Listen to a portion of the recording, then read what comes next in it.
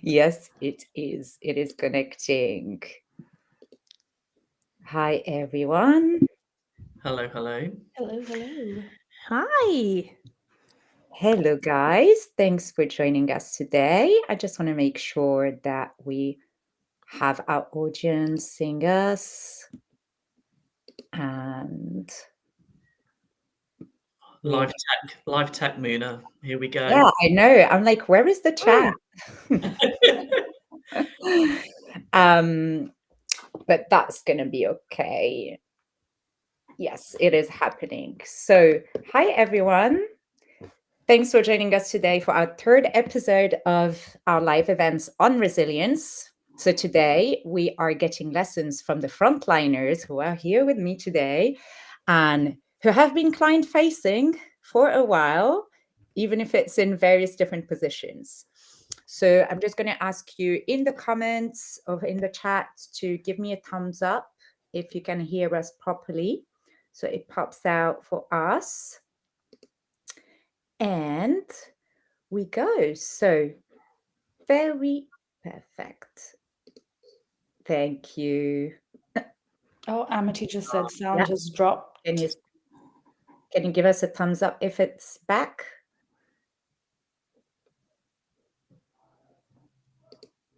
I would say that's a no. Yeah. Well, I can hear all of you loud and clear, so I'm hoping that they Amazing. can. So Everyone it's else not your can hear intent us. anymore. Yes. Is it just The us? curse has been passed along. um, I'm pretty sure we're probably back in. Yeah. Yeah, we can hear each other. Okay. Yeah, I can hear you. Yeah. All good. Yes. Perfect. Awesome, guys. I'll kick things off. So, my name is Mona Laragat. I'm a trauma informed business and life coach, but most importantly, founder of the Grit Makers. I help companies and individuals outperform without burning out. So, resilience is a big passion of mine. That's why we're here. I'll be your host on this sunny evening. So, don't worry if you can't be here with us. I know that you'll take a look at the recording. And please join me to welcome the wonderful speakers that we have.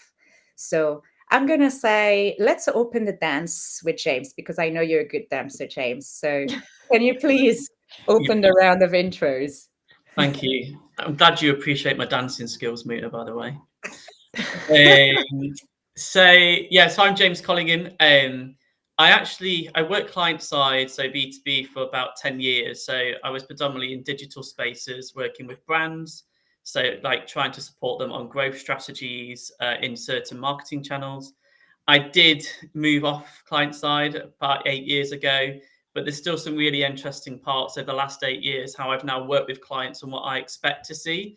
And also how I try and engage with, I suppose, with people that are client side in a different way based on the learnings that I've took over those last, I'd say, probably 8 years as well. So, yes. Awesome. And when it comes to resilience, James, what does it mean to you?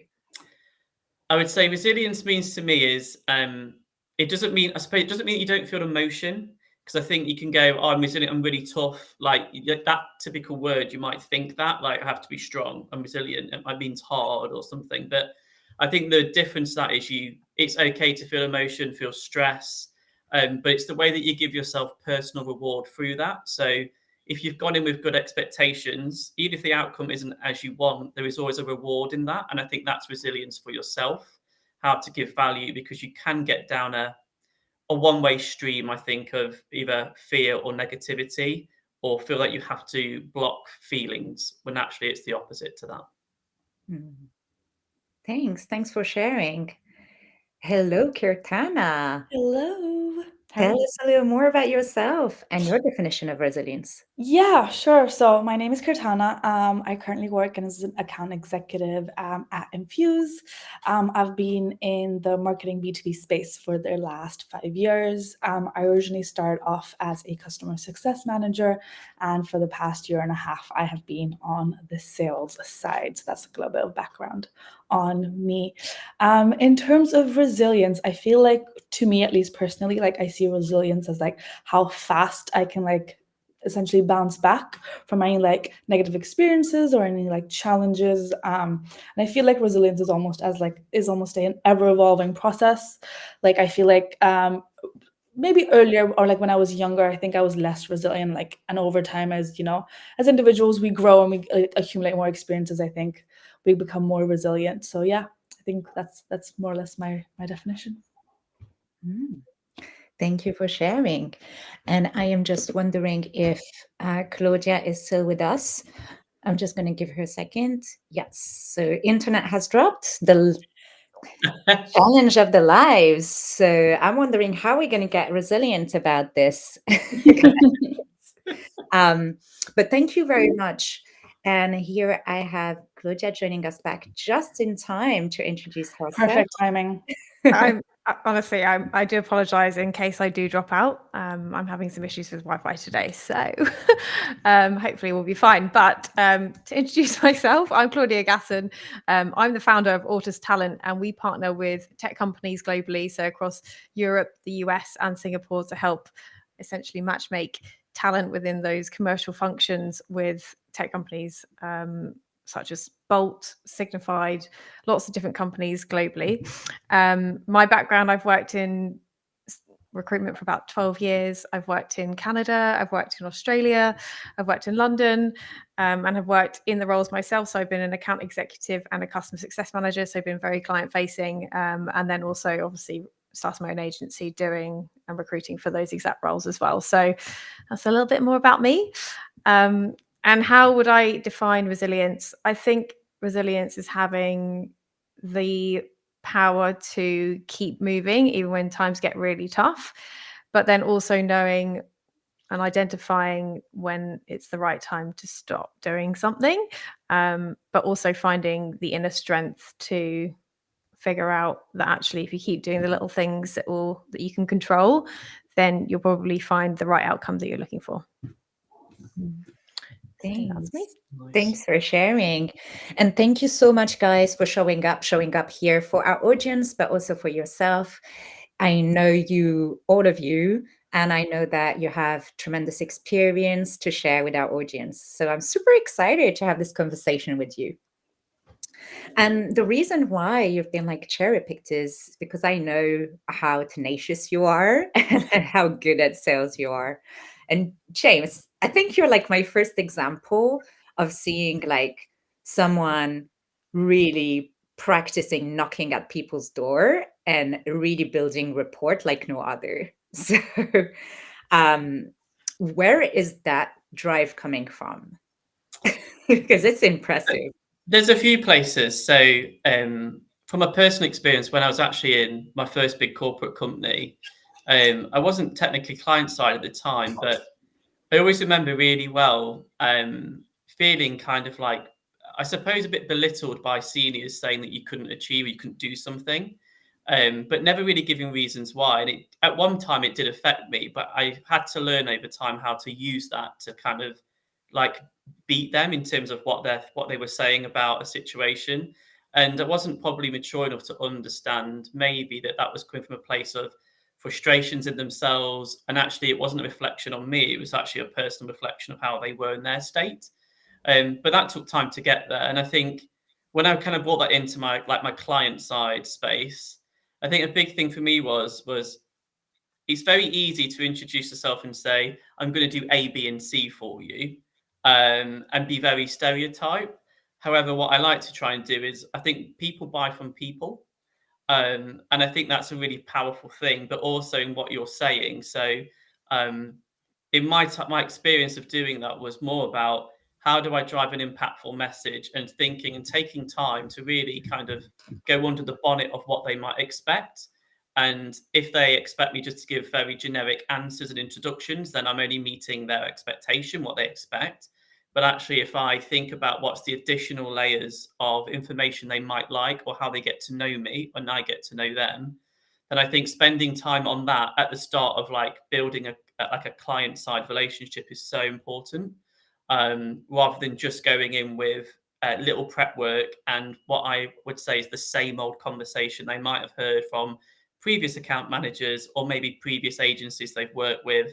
and they've had those introductions. So I think it's take time to over plan, but think about the things that they really want to hear, not what is the typical answer that you might give as an introduction. And then the more you know about those people, the more, as in personally, so not just from a work ethic, but if you can build some sort of personal engagement, I think that's a really powerful way to move your future work in a better position. It's going to take a lot of the pain over those next 3 months away by building that extra bit of effort on rapport. Yeah, because you clearly, when you started, when we were at TradeW, you weren't able to contact clients yet. Because, like, on your first day in an agency, you just like start getting, your head around the processes and how things work, and you kind of like get vetted before you can start talking to your portfolio.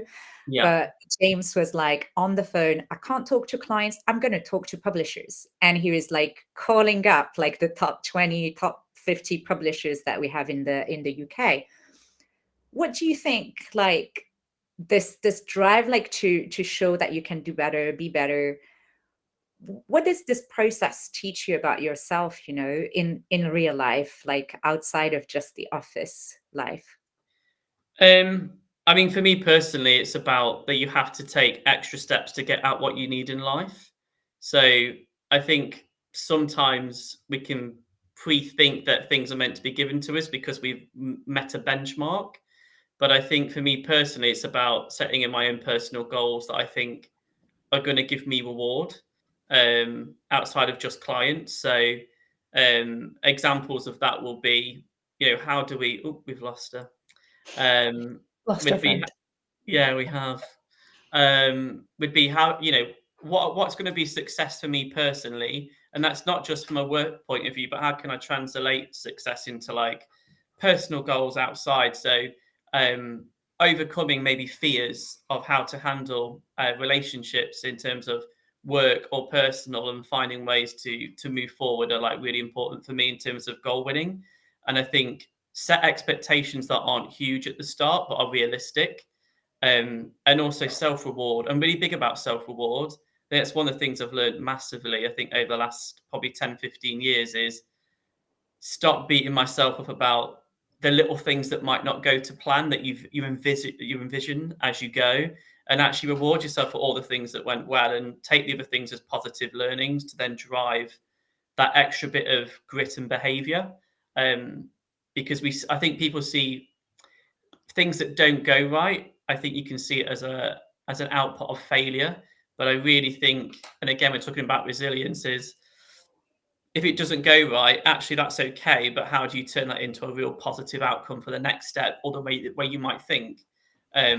So that's how I try and use that in my behaviors to drive, which I think is what keeps me going. Otherwise, I think you can get burnt out because our cognitive mind will always kind of focus on the things we don't do as we hoped. Yeah, we have to kind of train our cognitive brain to move to a positive view. And that, I think, is a big part of how I get that additional drive in going forward, really. No, thank you so much for sharing that experience. I think it makes sense. It resonates, right? It's really about looking at a setback or a challenge and how you can make that actually serve you as opposed to hold you back. Yeah. And this is something that, of course, we see a lot in sales. We have that image of like sales always pushing through. Yeah. Coming from a fellow CSM that I was before today, having to do everything between CSM and AE, Cortana, you've done this transition. And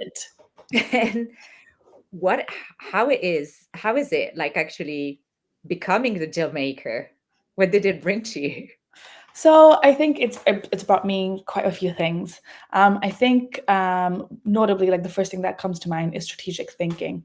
I feel like now I approach like problems or like opportunities even with like kind of broader perspective, especially to do with like customer behavior, for example. I think sometimes, and I think James also mentioned this, like we forget that we're actually selling to other humans. So like you said, like humans buy from humans. And I feel like sometimes we forget to like tailor our approach to the individual. And I feel like that is sometimes the difference between just being ignored. Because if you think about it, I'm sure we all get loads of DMs on LinkedIn, for example.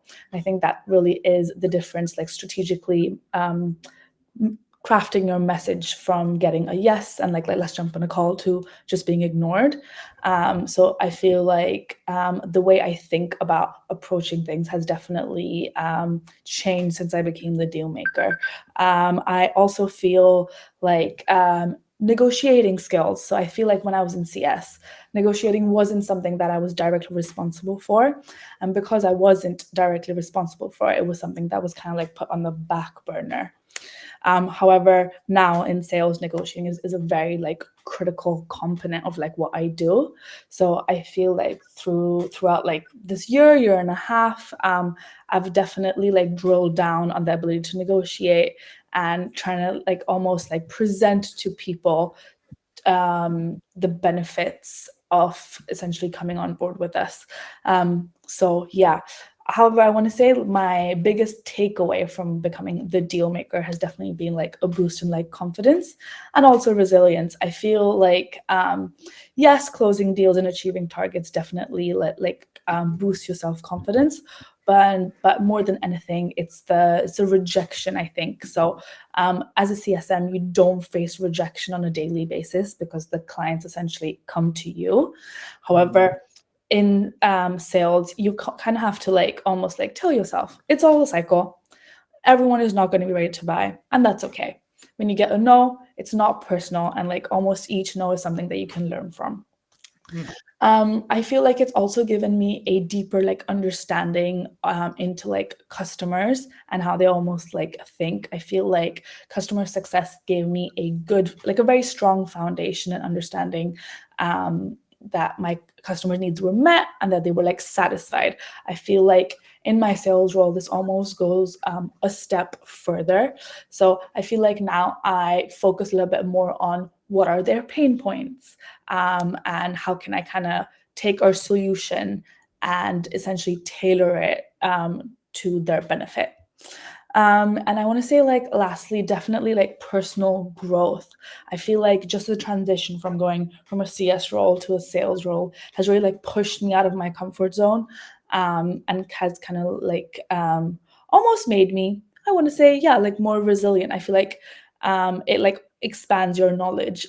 So obviously selling and being in CS is very different. And I feel like these little like skills that you like learn along the way has definitely like helped me. Yeah. Yeah.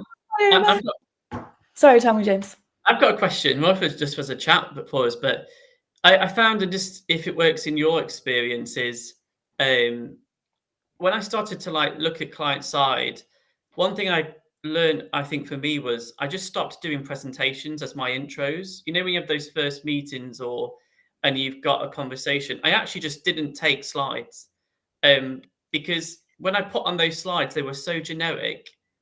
I actually came out feeling more negative because I was like, they've not. You could just see that disengagement. You know, if you read report, like and you're just that PowerPoint. yeah, No, I'm like, not the deck. I'm Yeah. not winning, So- and you can see it. So yeah, I stopped doing it and just literally just said, I've brought nothing.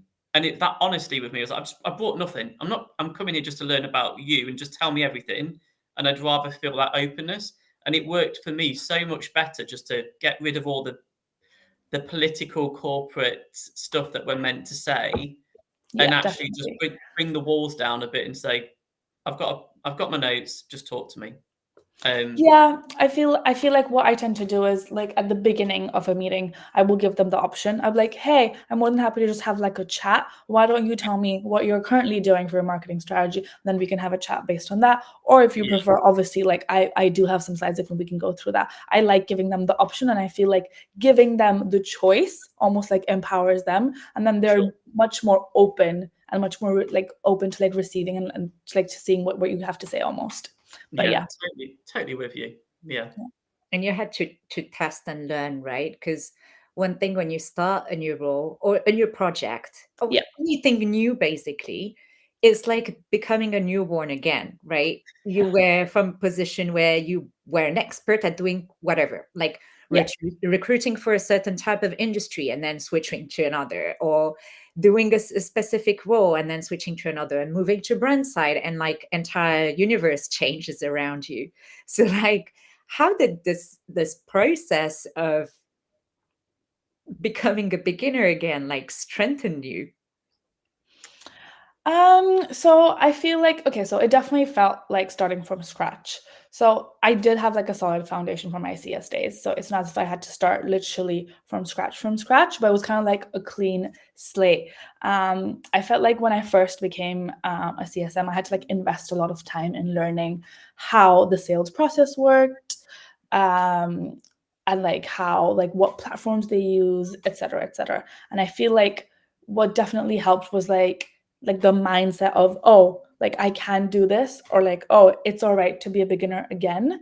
I feel like also like I almost had to like accept that even though I knew the industry, I didn't really know sales per se. And what that kind of meant was like asking for help. And I feel like for me personally, the best way to learn is by making mistakes. So I feel like definitely investing some time into like just learning how the sales process worked and asking for help were definitely like the two main things. I feel like in terms of like what like strengthened me almost, I feel like as a CSM, my communication skills kind of like revolved around my job, and I felt that now in sales I had to take the same communication skills and kind of tailor them to almost like empathize with customers and their pain. I also feel like when it came to like, I know I mentioned strategic thinking already, but I feel like growth sales really like requires you to kind of identify when is the right time to approach someone. And I feel like this is something that was definitely not my strength at the beginning. And I feel like I still like require a little bit more honing of this skill and almost like nurture on my end. But another thing that I definitely think that strengthened my skills was just like collaborating with the rest of the team. I feel like working in sales is just not you. We have sales enablement, we have marketing, and even like product development. So basically everyone kind of like comes together. So I would say like overall, it's kind of taught me like communication, not taking no personally, and most importantly, like it's like a learning process. Yeah, no, that's this for sure, a learning process. That's what resilience is about, is that capacity to learn, grow, expand. And one thing we were talking about with a few people on LinkedIn who work a lot on like personal branding was, everyone is out there trying to sell their shit, right? And we talk a lot about rejection. We don't talk so much about the ghosting. I always say, I'd rather have a no, a clear no. I'm not gonna lie. Sometimes I ghost. Don't hate me, people. Yeah, I do ghost as well when it's very irrelevant. I feel like there's like a limit. Like I feel like if you've only had one interaction with someone, yeah, you can ghost them. But if at this point you've had 2-3 meetings, they've sent you a proposal, you're at like IO stage, and then you ghost, and I'm like, okay, now that's a little bit rude. Like at least say not interested right now. Like literally just 2 words, not interested. That's it. That's all it takes. Yeah. But at the end of the day, it is nothing is really personal. And That's it's true. about just accepting things. One thing actually in that process is, and it's like from that book, I was reading the 4 agreement that Yes. I lent it to Cortana. And one of the main rule is, be impeccable with your words and do not take anything personally. People are too focused on themselves to want to harm like this. Like nobody woke up and just decided to make your life hell. No. And it's a process that you grow to understand when you go through that, trying to build something, trying to do something for yourself, like tackle a new career, try different things. I know that Claudia has been going through so much in her entrepreneurial journey. And I'm not biased at all about female entrepreneur independence. But she knows a lot as well about client facing, because she hires a lot of client facing roles. She has been client facing and is. How do you spot a real go-getter when you see one? The timing of the internet fun. I know. I was She'll like be back, trying guys. to rush it though. True. But I have no doubt that she will be able to dial back in. And it's something. So something I think that's going to add to the thing you're just leading into was, have you ever seen like the reference around, it's called the ladder of influence? Have you ever looked at that and what it means from a cognitive view? Because, you know, when you think about preempting of views and values, the basic framework of the ladder of influence is to kind of help you think about what stage you start on the ladder. And it's got, I think, 6 or 7 stages. But actually what happens to most people is you actually miss 2, 3, and 4 with validated data. So data you're taking assumption data from someone very quickly, and you're already at the top of the ladder of basically saying, this is actually what that my belief is. So my belief is making this decision in my next words or conversation. And what it tries to do is make you rethink that as a framework and challenge yourself before you go up the ladder in those cognitive behaviors. So it's something I've used quite a bit because it helped me a lot in issues where I used to preempt what I thought clients were going to say, and how they were thinking by their mannerisms. So I would say that I love, you know, someone smiles at me, I'll really rapport. I'm like, oh, they're in a great mood, let's go, and I'll talk more. And if they're not, I instantly go, oh, this isn't going to go well. And actually, there's lots of in that ladder of influence framework that makes you challenge all those thinkings to help you restructure how to maybe get to a better outcome before you get to the end. And it's been really useful for me. So it's definitely something about cognitive behavior. I think how we have to challenge our natural instincts in overcoming what we think and feel, because it will actually make you get more reward personally out of it if you can take those proactive steps. You've got to be proactive with it. Yeah. And I'm sure if you see someone not in a good mood, we know that you have that secret dance to bring that mood back. Absolutely. If I have to get it out, get it out.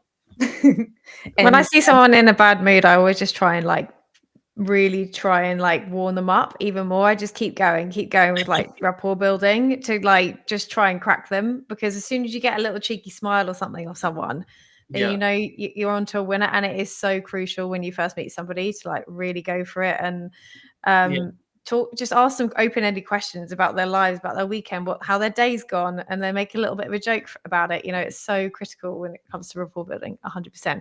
And I'm really sorry, my Wi-Fi is really bad at the moment, and I'm going to try and be with everyone. I'm trying to be present, but I'm losing track of the conversation, and I'm really sorry. But you're back at the right time. Continue on without any more issues. you have no worry. You're back at the right time, and it was very much at the time where we were talking, you know, about your journey and how you're in the middle of these client-facing conversations. You've lived it, you live it, you've been breeding it. But at the end of the day, you have to spot these talents and give us your secret. How do you spot these skills? How do you spot this go-getter when you see one? Do you know what? It's a skill that I've curated over the last 12 years. I think it becomes a bit of an instinct. I'm not going to lie, but as soon as I speak to somebody, within the first few minutes of a conversation, I know something about them, and that it comes down to, obviously I'm working with customer facing roles, so an element of charisma always comes into it. You know, is someone engaging? How do they speak? What's their intonation like? But also it's about their enthusiasm, to be honest, and if they sound excited by what you're talking about. So, you know, I'll headhunt somebody on LinkedIn, then I'll try and get them on a conversation initially, and I'll try and give them a bit of a line to capture their attention and get them excited about the position. And then I'll be like, okay, great. So tell me a little bit more about yourself. What's your current situation?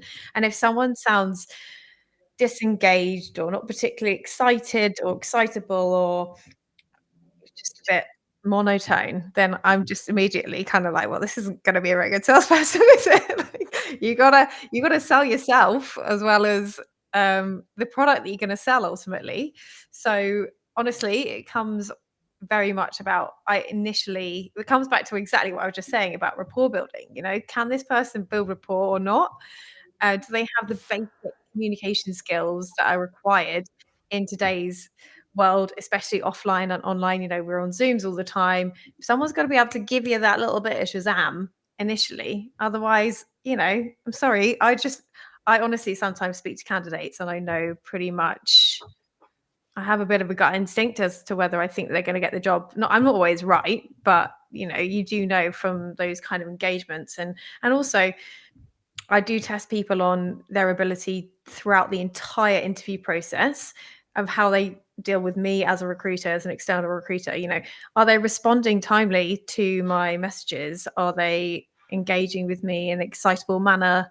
As I mentioned already, it's all about, I guess, the pace and the velocity of how much they're engaging, but also the enthusiasm with which they're engaging with me. So that's probably how I would identify if someone's a good salesperson ultimately. Did you, out of curiosity, did you ever have someone who would behave differently with you than with your client? Be like, oh, this is just the intermediary? Oh, always, because some clients often will interview people, but they don't see it as a two-way process. They'll think very much like, oh, you got to show me what you got, but the interviewer has to be able to sell the opportunity as well. This candidate might be interviewing in loads of different places at the end of the day, and I might have built better rapport with them than that interviewer has or that hiring manager has. But at the same time, because it's the entire experience, I think that a lot of people or a lot of clients don't necessarily appreciate the value that you give as a recruiter to sell that opportunity, keep them engaged and keep that rapport, because it is part of the process. We are part of that process. So it's an interesting one for sure.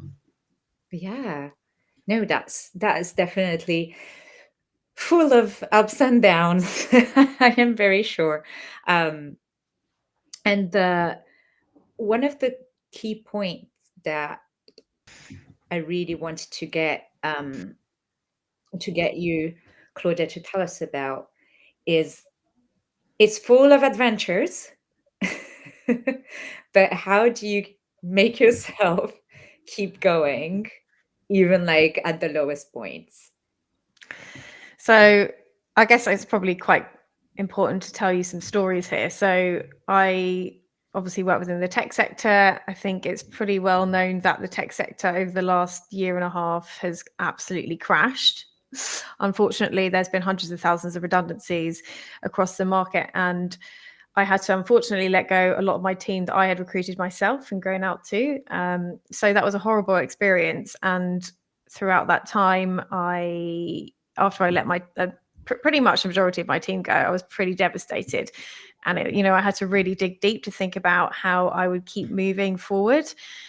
And honestly, it just came down to really basic training of just making sure that you have control of your outputs that you can control. So for example, going back to the very basics, how much output am I doing? How much business development am I doing a day? Being really structured about how I manage my day and ensuring that I'm disciplined to do that. And the results will always come. And it's just making sure that you keep moving and keep doing that. And the results did come. And also just not questioning yourself, speak to other people in the industry, know that it's not just you. I reached out to so many other recruitment business owners that I knew within the industry to be like, is it just me? Have I done something wrong here? But it was happening across the industry. So seek support from friends, family, and also the community in which you work. And don't be afraid to speak about your struggles. You'll find that it's not just you, but also just you'll find also ways that other people have come up with creative ideas that you'll think of. Sorry, that's my dog. Okay. Sounds like he needs a Sorry. pooch. He is resilient. Sorry about that. Sorry about him. I'm having technical issues and doggy issues. You know, it's all fun and Oh, games. it's never a doggy issue because we all love pets. So it's just bringing a little cuteness to the life. So something I was just thinking about. Okay, there we go. I think he stopped now. Bless him. Something I was thinking about is, I don't know if you've ever come across it individually, but I sometimes have come out of situations, whether that on client-facing moments, where I felt really annoyed and triggered by like a response or an outcome. And something that I think was really useful for me when I was reading about how to overcome sort of those feelings was, it was a line and it said, you create the button for them to press. So you don't, like, they're not making the button. I'm allowing them to create that response in me to feel like I have to fight or to make me feel bad. And actually the reversal, it was powerful for me in my career when someone said in like an article, you're actually creating that button. So if you don't create the button, they can't press it. Like, you can't have that feeling if you don't create it. And I think for me that was really powerful, to actually go, if I remove that, if I overcome that feeling and thought on taking that away, actually that's really going to stop those moments more. So you can't stop them all, but it's going to stop some of that feeling of frustration, defeat, annoyance, and actually you kind of have a far easier way of overcoming that, and it takes less of that drain away from you, that emotional drain. So has anybody else kind of thought of it from that lens before? Because it's something that I've tried to use more about, where I think I would have a negative output of a feeling. I actually try and stop that because I'm creating that for me. Yeah, I think a lot of it like lies in like your psyche, right? Like Yeah. the way you go into a call or a meeting, a presentation, whatever it is. I feel like it's almost as if like you set the tone.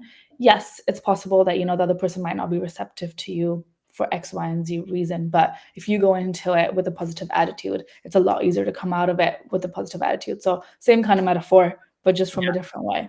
Yeah. It's so interesting. I would say that even you going through whatever you're going through as a human and overcoming it and facing that challenge even helps you actually build that rapport. So for Claudia's situation, I'm just thinking that what you have lived has been like a super big experience, but that many founders and some of your clients have had to go through in the last couple of years. I would say that even like has been a challenge that is today giving you an advantage to build a rapport. Because if I was going through a redundancy and having to hire, I would want someone who can empathize with what I'm feeling. Because we buy people, I want to work with people I do appreciate and like. So something that could have been seen as a setback or the end of the world a few years ago is your competitive advantage today, I would say. You know, it's really funny that you say that because, and we were talking, you touched on personal branding earlier, and you know, you got to be a little bit vulnerable in order to put yourself out there, first of all. But the times when I put out my most vulnerable posts talking about what I'm going through is when I've had the most buy-in from, and the most response on LinkedIn from people that I don't even know. And I think being vulnerable and sharing your challenges sometimes can really help you get buy-in, because you're not the only person who's going through this at the end of the day. You know, there's loads of people who will relate to whatever you're going through. And that's why it's so important to seek community and, you know, rely on the people that are around you or on LinkedIn or doing the same thing as you. Or, you know, I'm a big believer in joining communities, and I feel like little communities are popping up everywhere now for every profession. And so get yourself immersed in them and you'll learn from other people. And yeah, it's been a wild ride. I bet. And I do have like a question for all of you guys, but I see a question from the audience that I think bounced back on what you were last saying. And it comes to say, does enthusiasm always make for a better employee than skills when it comes to sales and CS? What do you think? I feel like I think it really depends on what skills, right? Because I feel you can probably teach, I want to say 80% of the skills, but I do agree that, you know, enthusiasm is something that you can't really teach. You're either enthusiastic, you are, or you aren't. It's not something that you can teach. However, I can teach someone how to like prospect. I can teach someone how to cold call. I can teach someone how to like write good messaging. Things like that are that you can teach. Those are skills that you can teach. But enthusiasm maybe isn't something that you can teach, or like the willingness to learn, for example. So yeah, I don't want to say always, but I want to say maybe like 80% of the time. Obviously, it depends on like the skill and the individual. Yeah, I'm with you all the way. I think if I would rather have someone with huge enthusiasm and the willingness to develop the skill set, like by far, than someone who sits there with a flat face, has no interest, and I'm literally like, you're already annoying me, to be honest. So, like, how is this going to work in the long term? But I think there's another layer from like my experience, client side, is the culture in terms of the business. So if I think about the company that we work for, Muna, when we met many days and years ago, it's also about the structure of how you're allowed to help develop someone with high enthusiasm, but not the skill. Because if the culture's not there to let you teach them, then that is a problem anyway.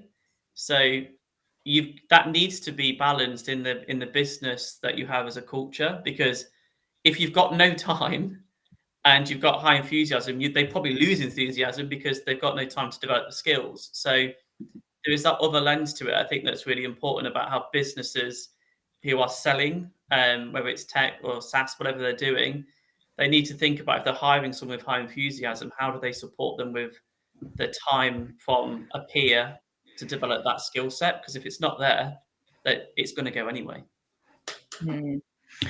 It's I didn't actually catch the question completely at the beginning, so I cut out again. Lovely. This is a test on my resilience today, ironically.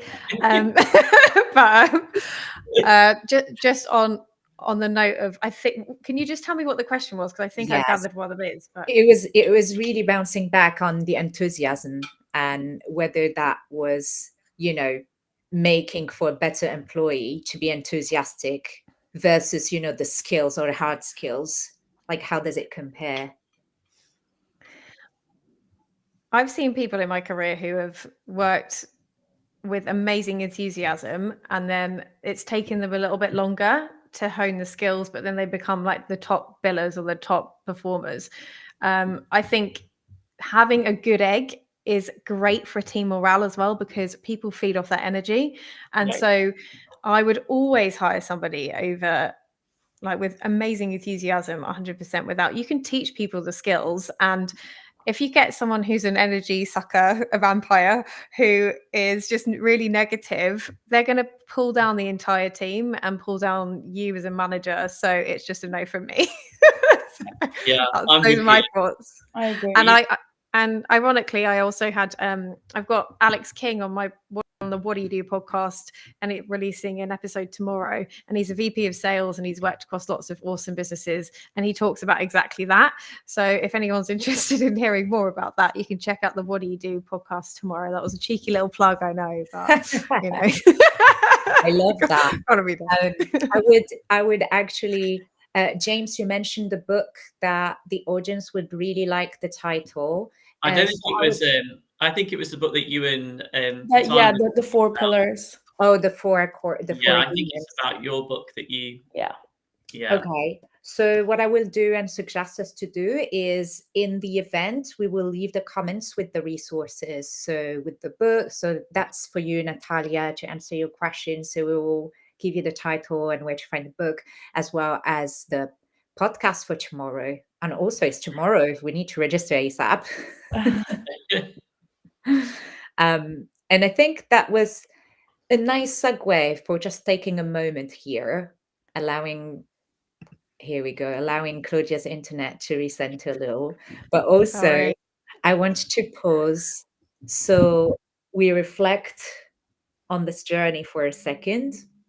because what I want to ask you is, and you mentioned it already, James, you mentioned like the environment and the pressure cooker environment that we have in client facing jobs and else in the workplace. So there's always something about the environment, the systems, and there's something about the individual, right? So how do you manage as an individual not to let yourself being driven to the burnout when everything is moving so fast around you? It's I mean, I can jump in and have a go, but for me, it would be.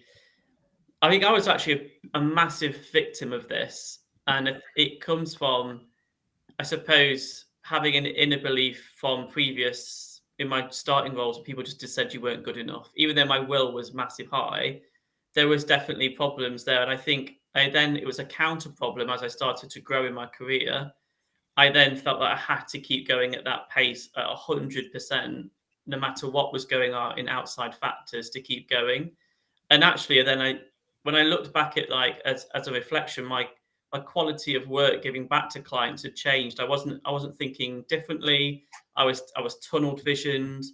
And for me, one of the biggest moments was actually speaking, and I think Claudia touched on this, is I actually just spoke to some colleagues that I trusted, and I said, have I lost? Am I doing what you think I used to do when you first saw me? And some of them were like, no. And I think you've got to be open enough to be able to take that feedback in, but also look at the signals, have self-reflection signals about, are you doing groundhog every day and not thinking properly? And if you are, and you feel tired and your energy is not there, but that's what your natural habitat was, go and sound off with someone and then take that information in. Because what I had to do at some point was actually kind of like understand the reason for the continuous of running at 100% and knowing that actually that wasn't healthy. Because in 2 to 3 years, my 100% was going to be my 50%, and I needed to stop that from being the output. So you've got to listen to yourself and see what you're doing in your day and take a stopgap and challenge it. But I think you feel it, don't you? I don't know if everybody else, but you just feel it when something doesn't feel right. It's a feeling. And I think, you've got to go with that gut. If I hadn't listened to my gut and my feeling on many occasions, I think I would have been in a lot worse position than I am today. So you have to go with that sometimes, but be open enough to share it. I think that's the hardest thing in like our environments as humans work, is that we're still developing how to share openly without feeling judged. And I think that's a massive thing we have to overcome. And it's not easy. It's not easy, but that's where I would say that you have to go to then learn where you need to take a step back, or actually you're okay and you just keep going, but rethink what you're doing. I think another thing that really like comes into play with it is just having like empathy for yourself. At the end of the day, only you know like what your limit is. So kind of like when James said, like you will feel it like when you're coming like close to that, and then just almost like, I don't want to say like forgiving yourself, but yeah, just having empathy for yourself and telling yourself, okay, every single day you're not going to be able to give it your 100%. That's just how humans work. Some days you're going to have good days, some days you're going to have bad days, some days you're going to have mediocre days. But it's almost like finding out through that as well, like which day am I doing well, which days am I not doing so well, and is it that I'm not just doing well this day, or is there like a bigger problem here? So just a bit of like self-reflection, a little bit of empathy, I would say. Agreed. I'm sorry, I missed the question. So it was essentially looking at, fast-paced environment. How do you not drive yourself against the wall, and to the burnout? Yeah, I've definitely got lots of experiences of burnout, unfortunately, throughout my entire career. I've probably got 2 prominent times where I completely burn out. But the key things for me that I've now learned are not to work crazy hours. So I used to work, when I started my business, from probably 8 a.m. till sometimes midnight, because I was working cross time zones. I was working, Europe and the US. I've now learned that I don't do that. And if I do work late, then I'll start later. Even just down to things like making sure I make time for exercise, make sure I'm eating well, making sure I'm really disciplined and I say no to things. is pretty critical, and setting boundaries. I think that's probably what I would suggest with regards to burnout. Just making sure you look after number one and you don't go crazy. Simple. So easy. I think there's another bit as well. I don't know if you've all had this moment as reflection, but when you go in at 100% for like 3 months in a new role, say a new client role, and you're running at 100% because you're trying to achieve, very quickly, right, as humans, that becomes other people's expectations. So that's just what they think is your BAU. So, and it's about, I think that's a really hard place to adjust. I've struggled with that massively in my time. I've gone in with impact. I've been running probably well over what I should be, but actually, how do you manage out of that expectation that you've created? And I think it's down to efficiencies and obviously how you look at it, and it's setting new expectations, but it's definitely a challenge. I think I found that very hard at times, going into new role, go 100%, and then try Claudia. I think it's also something to remember that when you start a new role within the first 3 months, you have so much extra energy that you're expending because you're not used to doing something on like autopilot, for example. So it might also be the perception of what you think that you're giving, but then actually once you're 3 months in and you've started learning all the processes and you do them a little bit more automatically, that actually it might not be that obvious, and it might just be the perception that you're giving. That's just to spit a little spanner in the works. So it's good, right? and I would say sorry, just one thing, just to set the boundaries as well with your managers and say, like, I was really keen and like that's what Claudia's talking about is exactly the point. I think it's what's needed is the boundary expectation, because if you don't set it, then you create the problem a bit organically. Which, exactly. Again, because you're not giving 100%, James. When you start, I think many people are giving 1,000%, and especially in the first 3 months. Yeah, you're trying to prove yourself, right? Yeah, you're trying to prove yourself, and once you proved yourself, then you can kind of like hone it back to, let's say, 100%. But in reality, some days you're going to be at 50, some days you're going to be at 70. Mm-hmm. Yeah, and I think to Claudia's point, it was really about what seemed like something that you're overcoming. You the more you're doing it, the more easier it becomes. Like, obviously, a QBR today my first QBR took me like 3 months, I think, to put together. So basically the whole quarter was preparing for that report, and then now it's like a few minutes to do that. And correct me if I'm wrong, Claudia, we were just like trying to bounce back from what you were saying. As the more you're doing something, the better you get at it, the more efficient you get. And then setting boundaries, you started on the boundaries. So tell us more about that. Well, I think it's important to, I have so many friends who work crazy hours, and you need to have a life at the end of the day, and otherwise it will just lead to burnout. So it's really critical to just set boundaries within, I guess you need to also test and understand what the values are of your manager, and and it will come over time, and you'll understand it the more you work with them. Yeah, we got it. We got the last sentence. I'm sorry. Oh, this is painful. I'm so sorry. I've lost my train of thought now, but ultimately just try and understand and say, like, thank you so much, but I'm gonna finish work today at 6 p.m. I have other commitments today with my family. That's all you need to say, and they'll respect that.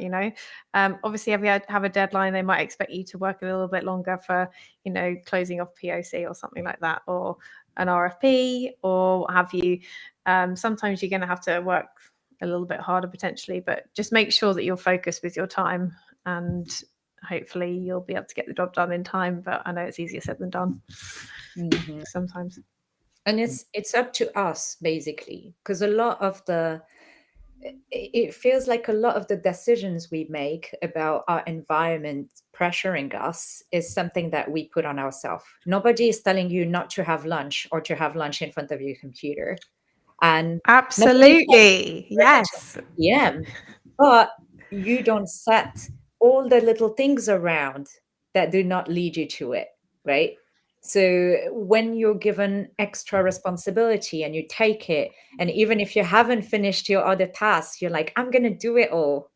Oh, when you're like thinking, oh, I have to do this, that it takes 30 minutes to have lunch. Sorry, you can do things, finish things 30 minutes later. But if you don't take that half an hour, that hour lunch, you're gonna burn yourself out for sure.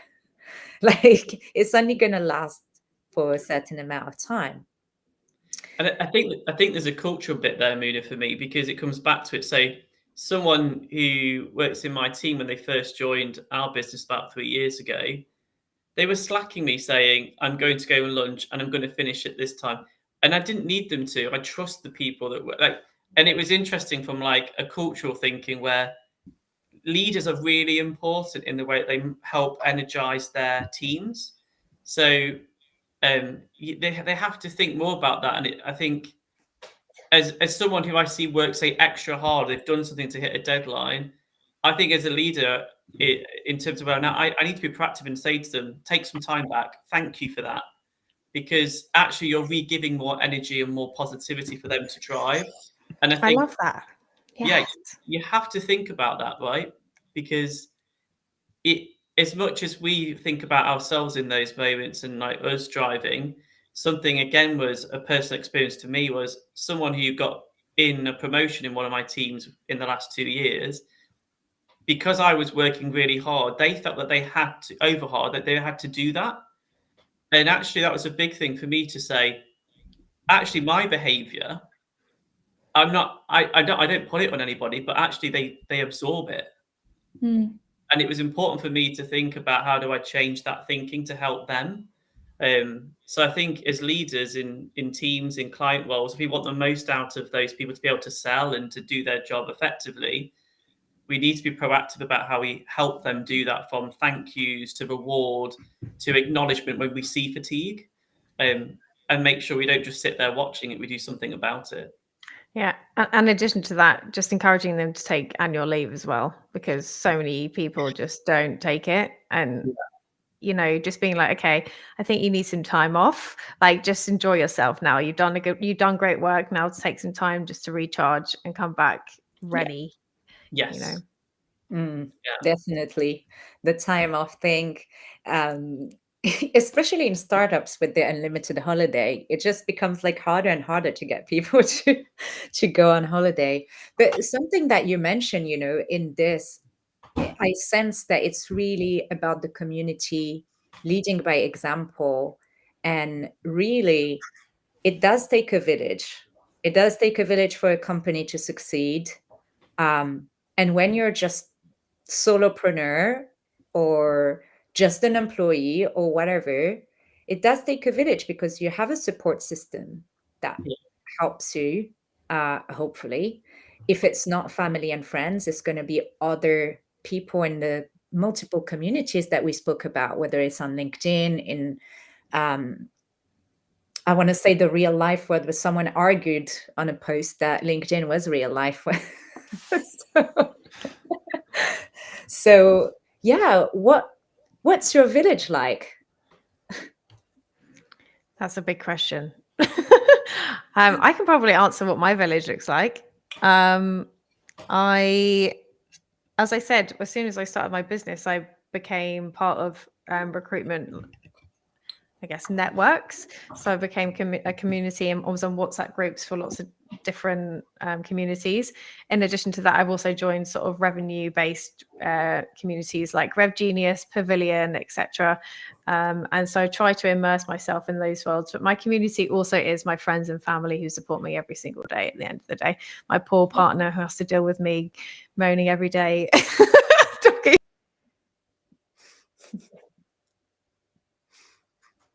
Let's see. And she's gone. Yeah, lost my connection there. Oh, no, she's back. Yeah, you were laughing at your poor partner. Oh, this is painful. I'm so sorry.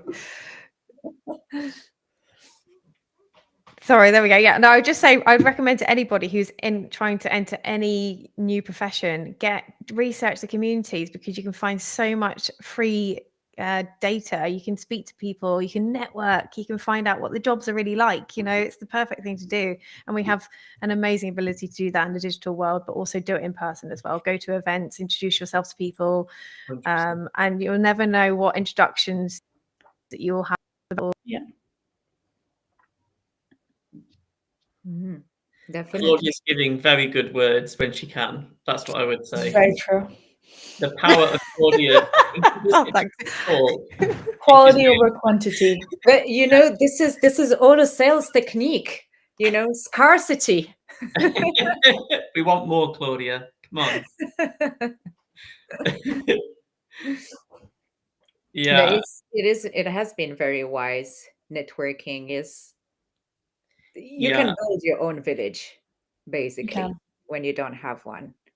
How about you guys? What has it been for you?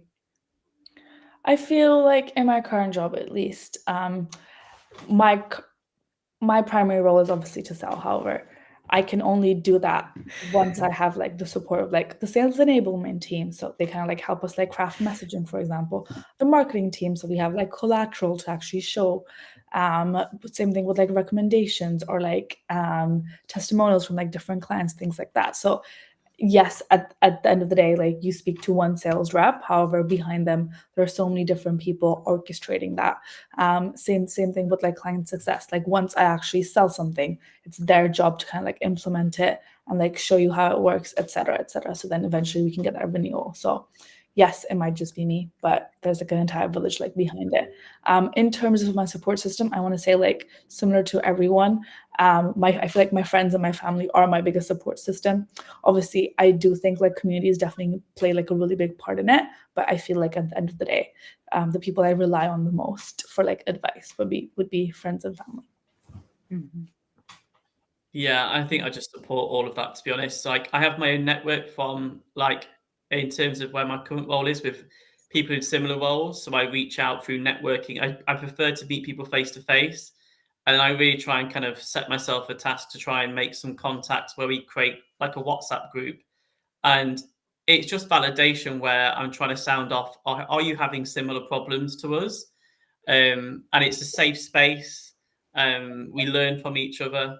And then you can really help you either validate saying it is a challenge, but everyone's going through it, or actually this person's got a great idea and I've not really thought about that. But you have to build a network, I think, of similar people, but external outside of your business, because also they won't come with a bias, and they'll come with like a more of an honest approach, which I think really can help you in driving maybe the right path for you, or as a salesperson, or as your own branding of pushing yourself forward.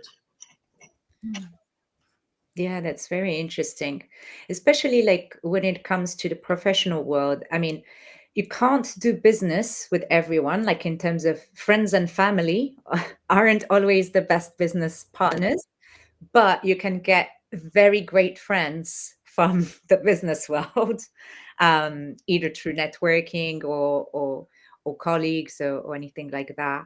And it just shows how important it is to have that support system around you. And I think you mentioned a lot throughout the whole conversations that we've had, the importance of going and checking in, asking people feedback, and asking people about how you've been performing, but also in general, like asking for help when it comes to different teams.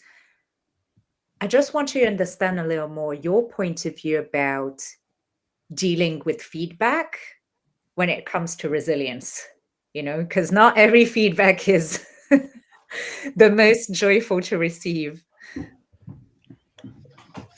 Well, I mean, I can start if you like. So within my business, every month we would do a retro. So I don't know if many people are familiar with retros, but if you're not, it's essentially where you look back and you do start, stop, continue. And so essentially you assess everything that has gone on in the last month, and you have it back you essentially report back to your manager on it. But I also got my team to do it for me as well, as like a two-way communication and feedback stream, so that everybody within the business is continuously learning. So you've got that immediately, I think, is a great way to get feedback and understand where you're going wrong, where you're going right, but also you can do it collectively as a team as well, but obviously not individually, but you can do like a team retro. And I find that really effective with continuous learning and, just generally having a growth mindset as well. But you just got to take some stuff on the chin and know that you're not going to be perfect. No one's perfect. So just take some feedback. You might agree with some of it, you might not agree with all of it, but just take it on and hopefully learn and grow from the experience. Yeah, totally agree. It's like you just got to be open to like even a negative response is a positive opportunity, and also just trying to understand where that person's coming from. So I think it's about relationship building, Muna, as well. So the way that you set your stall up with building rapport with team members, seniors, etc., is really important about how you'll get transparency. And I think being self-reflective of things that maybe have not gone well, actually, if that does get called out, but you have that feeling for it, don't be defensive of it. Like acknowledge it and say, okay, how am I going to use this? How am I going to think about it differently? And just, you've got to take it more openly on the chin, I'm afraid. And as Claudia said, some of it you're going to definitely want to absorb and some of it you may not. And I think also be aware of your personal emotions that day. So if I am in a sass mood, do not deal with me today, and you then throw something at me, I'm probably going to see it as you being argumentative and a problem. But so what I need to do is rethink about where I am in that moment and go, I've took it like this. I'm not going to say that my initial response is the way I want to deal with it. Take it away, get myself back on a level playing field in terms of how I've been that day, and then go maybe the next day and reassess questions with them. So yeah, be aware of your emotional state in that moment of what you're going into, maybe of feedback. Okay. So I feel like I resonate with both of you. I think number one, like I kind of said before, like every day is not going to be your best day. So first thing I think you need to assess, like, how receptive am I today to receiving feedback? And then depending on what the feedback is, and then depending on how much you know yourself, if you take it with a pinch of salt or if you've actually done something that kind of like validates that feedback and you're like, okay, well, this is where I messed up and this is kind of like where I need to improve on, which I think can really be a really big opportunity, because I feel like as human beings, we almost struggle to see where our shortcomings are. So it's really good when you do get some constructive feedback from someone and you can be like, okay, this is where I need to work on, and kind of like concentrate your energy and your efforts into that specific thing. So yeah, it's almost as an opportunity. It just depends like the way you see it. I would also just add to this. I just remembered that we did surveys and across all of our clients to just be like, how did you find us? And they actually gave us some insights into how we could improve our performance against other recruiters. And obviously, in a recruitment world, it's incredibly competitive. So you really have to deliver on, really strong delivery ultimately. So that gave us the edge to then move forward and just become so much better and get stickier with our clients. We had better customer feedback, better customer service all round, and ultimately made us more money. So always be open to feedback is what I say. Agreed. Yeah, absolutely. And I'm conscious as well, we've taken questions from the audience earlier on, but I just want to give a little last shout out to the audience. If you want to sneak in a question, now is the moment. Thanks, Natalia. So people are finding it very insightful and thanking you for sharing your experience. But one question I have for you, actually more than a question, it's a food for thought. I want to pick your brain on one thing that is quite challenging for you today, right? Just take a moment to reflect on one thing, whatever. It doesn't need to be for work, like anything that is just challenging for you today. Think about that thing and try to think of how you're planning to expand and learn from it. What could be one thing that you could see future you learn from it? It's a good question, Muna, this, isn't it? It is. I have so many things I could draw upon, and I'm not really sure which one to plug in on without giving too much away. Yeah. James, do you want to go first? I know our silence as a 3 is very obvious, right? We're all like, We're all just like, what should we say that's not too incriminating? To yeah. be honest Yeah, with exactly. you, I can go first, Yeah. just Yes, please. to give you a little fairness here. I haven't thought about it before because I just made this question on the spot. So Great question, though. what's been very challenging for me being new to entrepreneurship, it's not even been a year that I'm a full-time entrepreneur, whoop, whoop, comes with the challenge of managing your own time, making sure that you don't drive yourself to burnout. And obviously, I'm like helping people with burnout, so it would be a shame. But I struggled to get back to my 6 a.m. routine. So I've slowly tried to wake up earlier and earlier just because 5, 6 a.m., I have that productivity that I can't get another time in the day. So I'm trying to like get up earlier. So now I'm around the 7:30, 7 a.m. And now just about like a couple of days ago, I started to wake up naturally at 6:30. But it's super challenging. It is super challenging to get out of bed and go to the gym like I've planned in my crazy hours classes. If I think about it, what this is potentially teaching me is just to start, just not to think twice when the alarm rings, even if I'm like super knackered, to go, because there's not been a day where I've regretted doing it. There's not been a day when I'm like going out, getting to the gym, coming back home, and then I'm like, oh shit, why did I do that? Right. But I know that if I don't wake up, I would feel like shit for not waking up and going.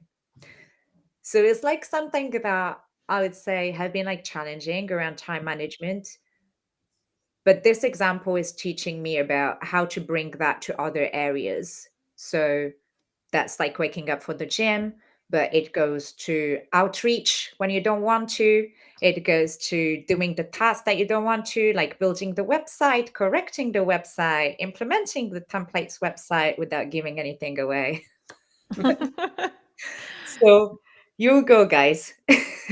Well, they say that you should always do the hardest things first in your day, and then the rest of the day is easier, right? So I think I've never been a 5 a.m. club kind of person.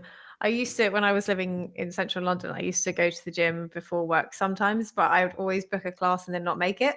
But then I'd feel so guilty. So then actually that motivated me to go. Sometimes, not all the time. But I'm trying to think about the example that I have. I think I could probably draw on. I've done a bad qualification of a candidate recently, and they told me at the very end of the process that they needed a freelance contract, not a permanent contract, but they didn't tell me that at the beginning. And I would normally, if I was one of my, like if I was a junior recruiter and saying to somebody, in your discovery process, you did not qualify this person correctly. And because you didn't ask them a question, are you looking to be permanent or contract? And sometimes we just make assumptions. So my learning from this is not to make assumptions and make sure you do not leave out the detail when you're doing discovery in qualifying your prospects. That's my lesson for today. There you go. So the devil's in the detail, guys. There you go.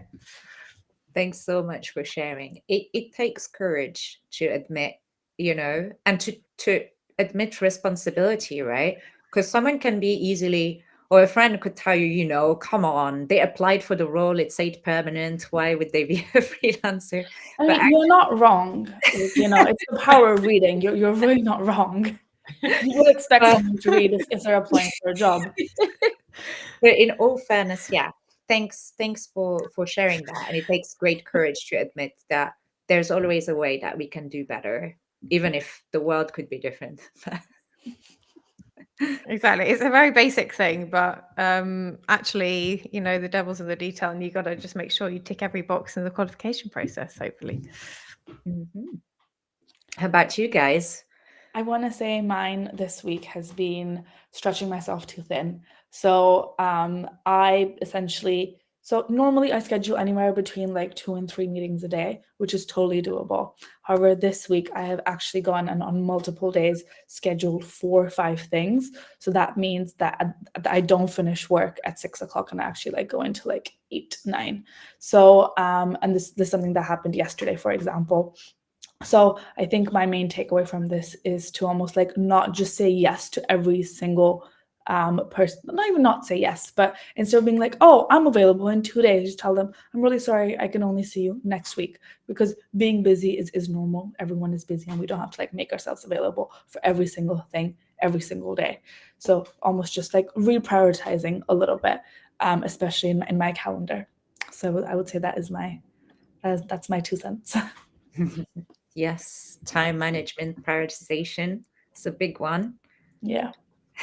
James, I love how you managed to go last, on this one. I know, done well. Little reverse.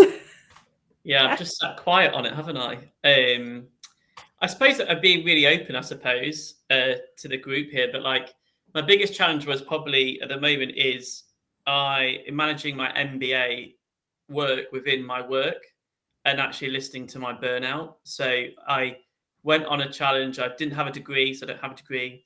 And I didn't think I would be able to do an MBA. It was a big fear. So I went in, and actually the biggest challenge I have is that I'm now trying to manage all of it in one go, and I'm not listening to my energy levels enough.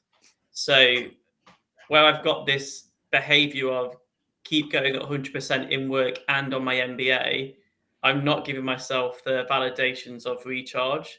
So what Kitana said about spreading too thin, it's balancing that inner ambition of proving that you can do something, which I didn't get, versus the challenge output of, but I still need to be healthy. And I think that for me is a big challenge that I'm trying to overcome. So small steps is how I'm taking it, and acknowledging that I need to give more time rather than trying to get an extra 5% on a mark. Actually, my life and my ability to enjoy that life it needs to be balanced better. So that's where I am challenging myself a lot at the moment. Well, kudos to you doing an MBA, by the way. That's pretty awesome. Let's see how that goes. I'm sure you'll finish it. I'm rooting for you. You'll kill it, James. Come on. I best do. 1 year in, 1 year to go. I can't back out now, right? No. No. You've done the hard bit. Well, I mean, you could, but you're not going to. So. Yeah. Yes. I think. Oh, go on. Sorry, Muna. Go on. No, you go. You go. No, I was just going to say, like, I think it's been like quite a great conversation and sharing quite a lot of like common experience despite the differences, because we're all very different and have like very different like jobs or even lifestyles, but we do find like some commonalities. And I think it's human to want to do everything, to put so much on your plate and to stretch yourself too thin. And then we have to work back at bringing those good habits slowly but surely. And I think one thing for you guys that you have shared a lot was the capacity to learn from the mistakes, the capacity to grow, change, not being predestined to do something, but eventually there's this sentence that Claudia mentioned quite a lot when we were chatting before, how you grab the life by the balls and run with things, right? And I think each of you knows how to hit the ground running. And eventually you just have to think about how you're going to soften that hit when it gets too much, and learn how to step back and learn how to care for yourself. And I think everyone is very conscious about it. What would be your last word for the audience for this evening? there is one thing that you want people to remember from your experience? I would say that through every dark time, there was always a good, better time, and nothing is ever as long as you expect it to take. So just ride out the harder times, because light is there always at the end of the tunnel. Yeah, and I would say don't think about catastrophes. I think as humans, we catastrophize really easily. And reality is most of those things don't ever come to light. So in those moments, reward yourself of what you've done in that fear moment. And the outputs, there's always a reward in the output, regardless if it's negative, constructive. If someone has come into a conversation that's not in line, it's rude. Let's be honest, if it's rude, still reward yourself in the way you handle it, the way that you hold yourself, because that is what is going to validate you going forward into how to move in your career and your personal life, I think. I really like that. I was going to say every no is not something to be taken personally. I feel like that's very important to know. Or to retain, I would say. Just because somebody said no to you at one point doesn't mean that it's not going to be a yes later. Just because you're getting a no from this person doesn't mean it's going to be a no from everyone. So yeah, just almost like be kinder to yourself. Yeah, like for all we know, guys, we're here once, right? So have a bloody good time, right? Amen. Yeah, Woo! like what we know, that's all we know potentially. So live today, don't worry about tomorrow, have a really good time. And if there's negativity around, just kick its ass out and just go move on. Absolutely. Well, you've been an amazing, amazing panel to have today. I'm very grateful that you've given up the super hot evening to be here and present and share this moment. And I will end the stream for our audience. Thank you guys so much for watching us. It's been an absolute pleasure. We're back every month with a different topic, a different team. But as you can see, they're always as freaking amazing and awesome to come and share their experience with us. So thank you guys, and I will see you next time.